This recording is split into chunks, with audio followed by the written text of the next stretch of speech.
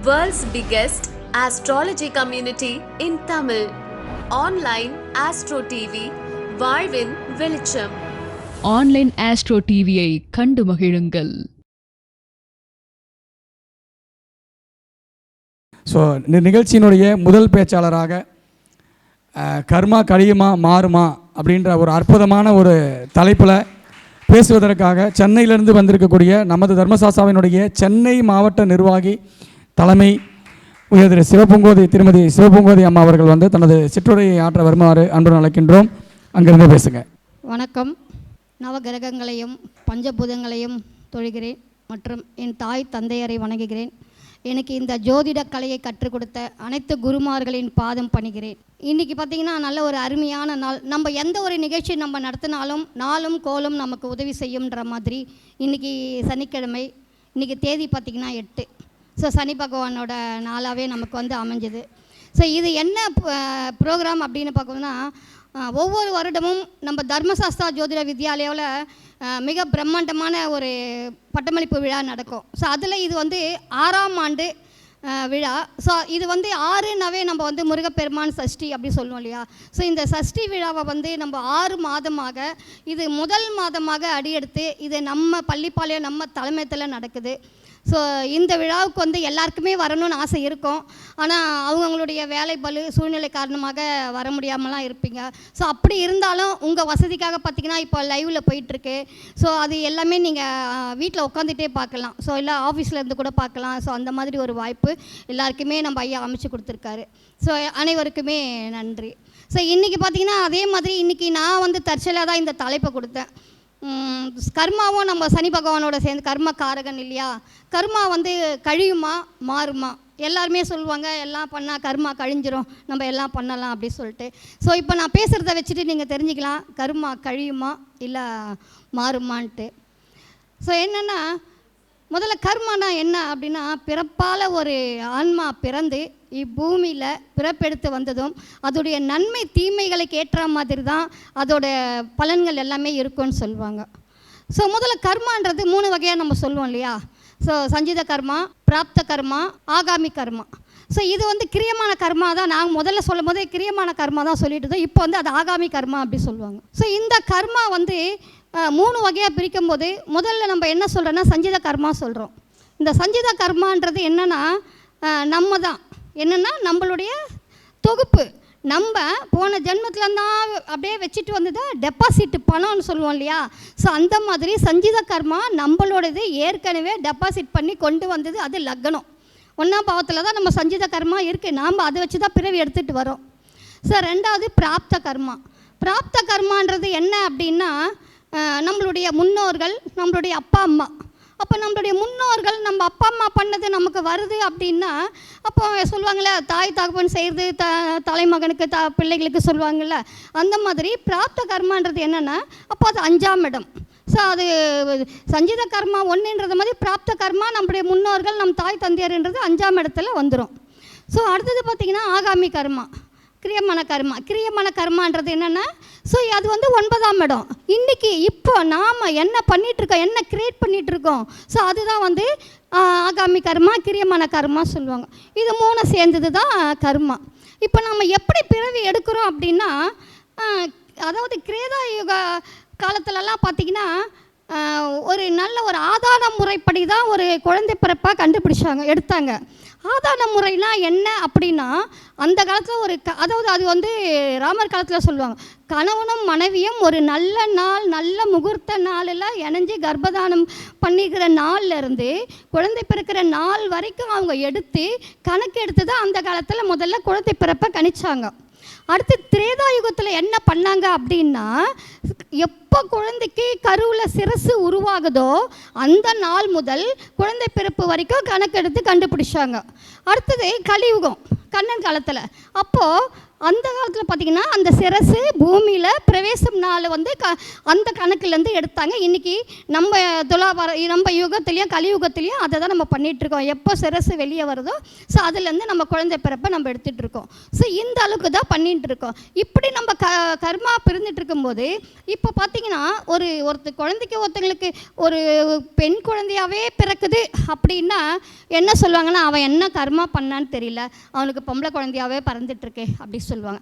ஆனால் அவ பண்ண கர்மா பொம்பளை குழந்தையாக பிறக்குதுன்னு அப்படின்னு சொல்ல முடியுமான்னா அப்படி கிடையாது. என்ன அப்படின்னா, பொதுவாகவே டிஎன்ஏ நம்ம சொல்லுவோம் இல்லையா, ஸோ அந்த கர்மா ஒரு ஆணுக்கு எக்ஸ் ஒய் என்று 2 குரோமோசோன் இருக்கும். ஆனால் பெண்ணுக்கு பார்த்திங்கன்னா எக்ஸுன்னு 2 குரோமோசோன் இருக்கும்.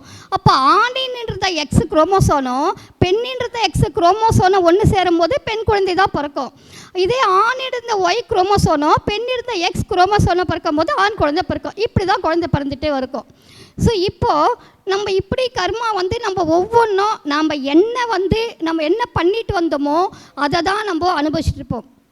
இதை தான் சொல்லுவாங்க. அதாவது புல்லாகி பூடாய் புழுவாய் மரமாகி பல்விருகமாகி பறவையாய் பாம்பாய் கல்லாய் மனிதராய் பேயாய் கணங்களாய் அசுரராகி முனிவரா தேவராய் எல்லா செல்லா நின்று தாவர சங்கமத்துள் எல்லா பிறப்பும் பிறந்திலத்தேன் எம்பெருமான்னு சொல்லுவாங்க. என்னன்னா, நம்மளுடைய மனித பிறவியில் மட்டும்தான் ஒவ்வொரு பிறவியாக பிறந்து வந்து நம்ம இந்த கடைசி மனித பிறவியில் நம்ம பண்ணுற கர்மாக்களையை நம்ம இறைவனுக்கு பல நிகழ்ச்சிகள் பல புண்ணிய காரியங்களை செய்து நம்மளை மாற்றிக்க முடியும்னு சொல்கிறாங்க. ஸோ இப்போ என்னென்னா, கர்மா இப்போ தான் கதைக்கு என்னென்னா, கர்மா கழியுமா மாறுமான்னும் போது கர்மா நம்மளை விட்டு கழியாது. ஸோ இதுக்கு என்ன ஒரு கதையாக ஒரு உதாரணமாக சொல்லணும் அப்படின்னா, இப்போ ஒருத்தர்கிட்ட வந்து ஒரு 5000 ரூபாய் ஒரு சில்லறையாக இருக்குது. அந்த 5000 ரூபாய் சில்லறை தான் அவர்கிட்ட இருக்கிற கர்மா. ஸோ அந்த 5000 ரூபாய் மூட்டையை வச்சு அவருக்கு முதுகு மேலேயே வச்சுக்கிட்டு நடக்கிறாரு, எங்கே ஒன்றால் போகிறாரு வராரு. ஸோ அதுதான் கர்மா கூடவே போது வருது. அவருக்கு வந்து ரொம்ப கஷ்டம் கொடுக்குது. அப்போ அவர் சில கோவிலுக்கு போகிறாரு, ஞானிகளை பார்க்குறாரு.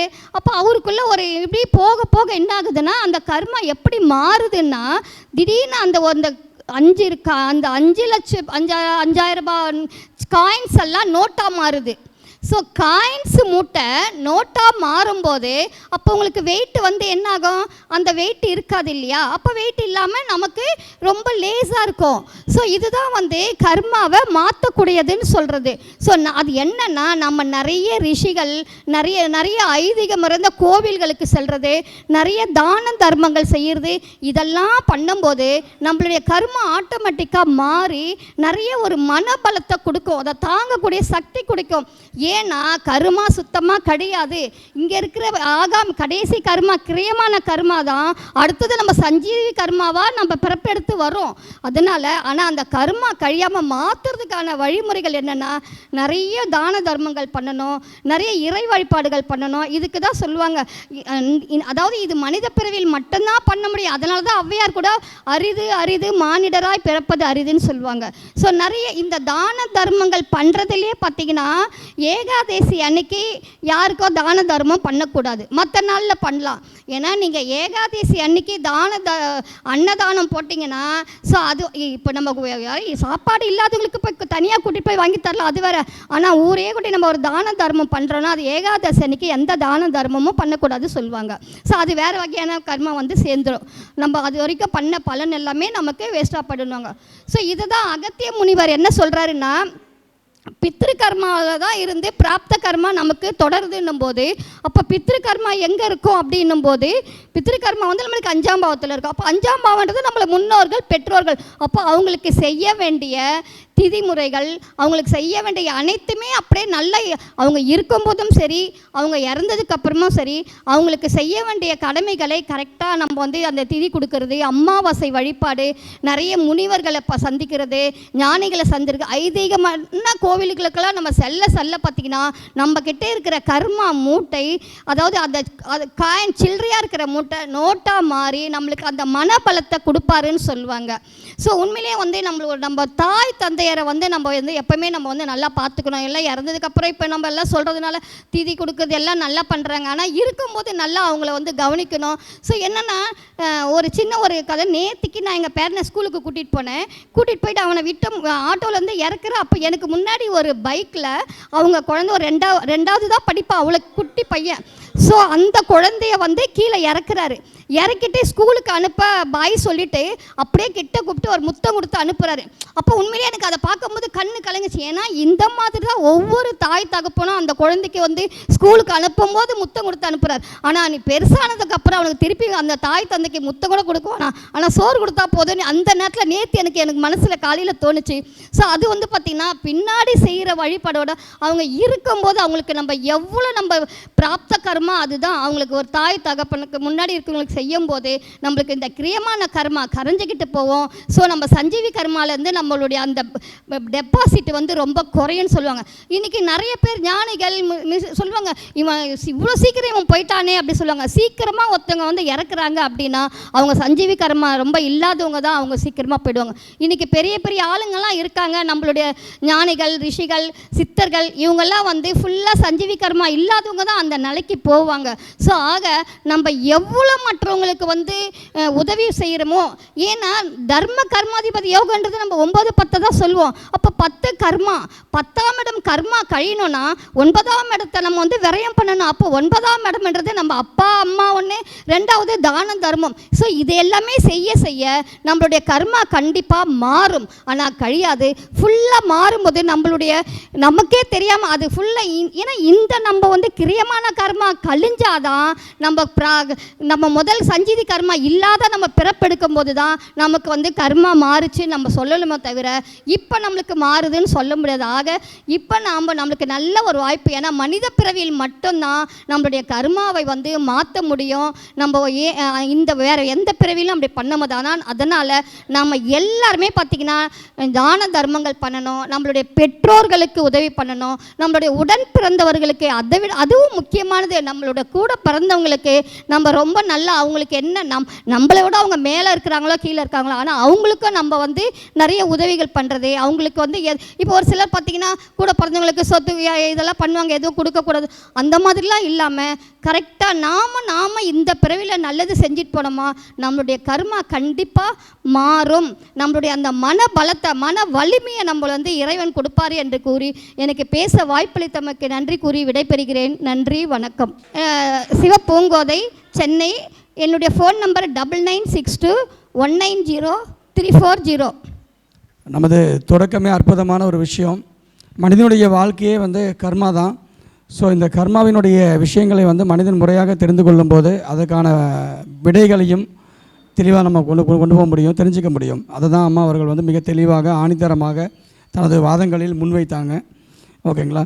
ஸோ அற்புதமாக பேசிய நமது சிவபூங்கோதை அம்மா அவர்களுக்கு இப்போ வந்து பொன்னாடை போட்டு சிறப்பு கௌரவம் செலுத்துகிறோம். அனைவரும் உற்சாகப்படுத்துமாறு அன்புடன் கேட்டுக்கொள்கிறோம்.